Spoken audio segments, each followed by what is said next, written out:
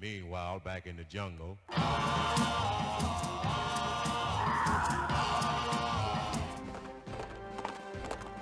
To arms! To arms! The apostates are coming! The apostates are coming!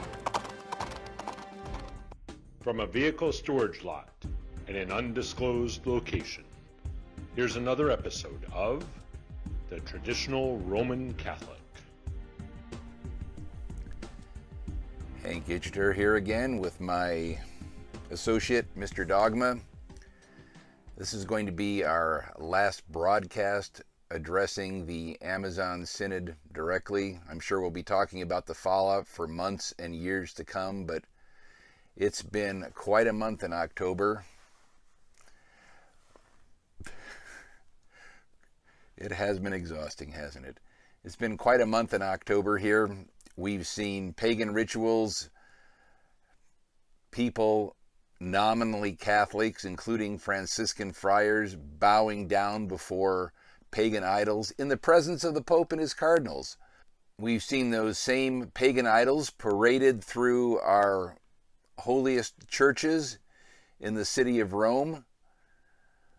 We've seen dances, if you can call them that. We've seen odd rituals going on inside churches, outside churches, in the streets.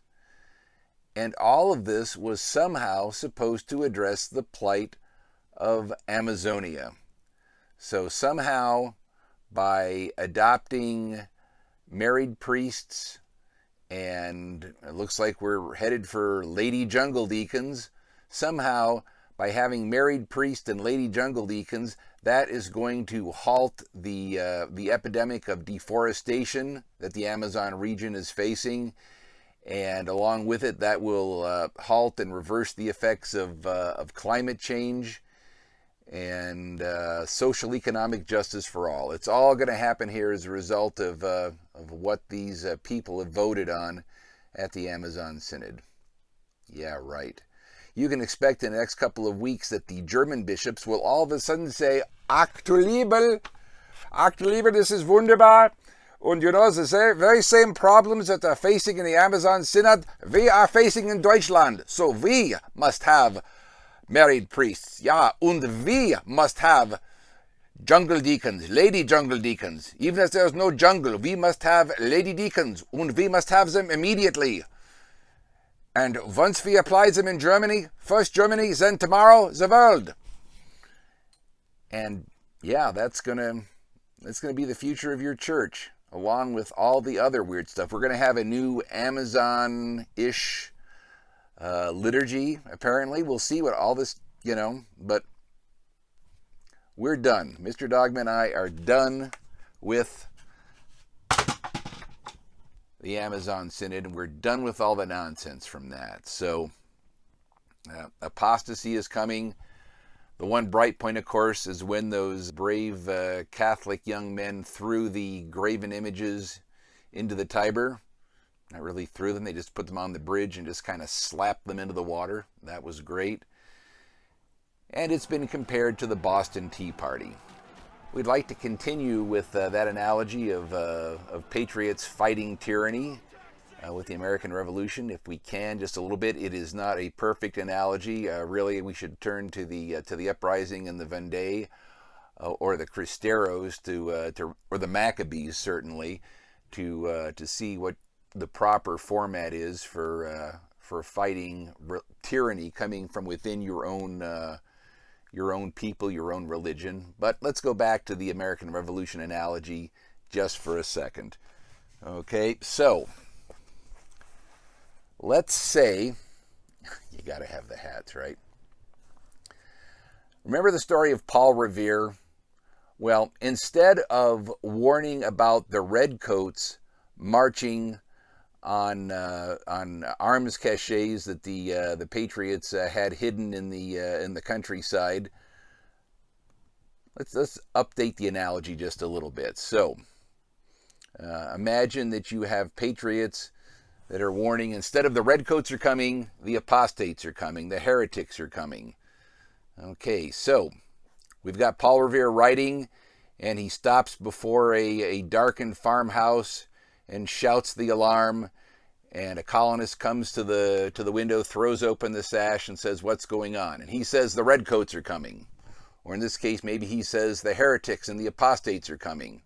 You've got three reactions here, So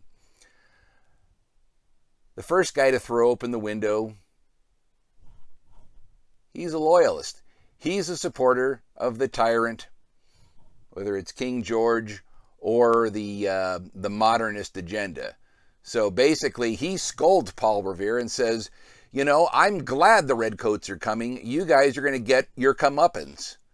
You're a bunch of rebels. You're going against the agenda. How dare you revolt against your sovereign? I hope you get creamed." Okay, there's the first guy.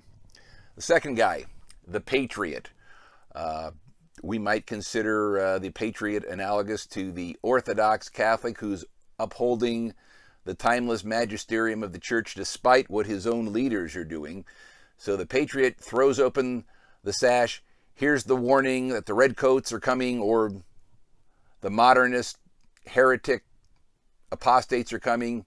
And he says, "I'm going to go arm myself." So the revolution, he grabbed his musket and formed up with the other Minutemen.